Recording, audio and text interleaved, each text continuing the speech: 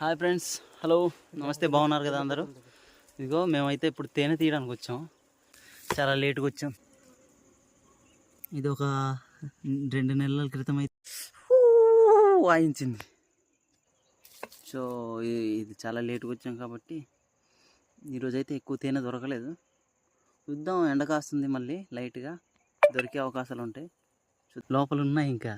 ఇదిగో చూడండి, ఇది చాలా బాగుంది తేనె. ఈ విధంగా ఉంటే మనకు తేనె అనేది ఎక్కువ దొరుకుతుంది అనమాట. ఈ వైట్ కలర్ కనిపిస్తుంది కదా, ఈ ఏరియాలో మొత్తం తేనె ఉంటుంది. మొత్తం తినేసింది.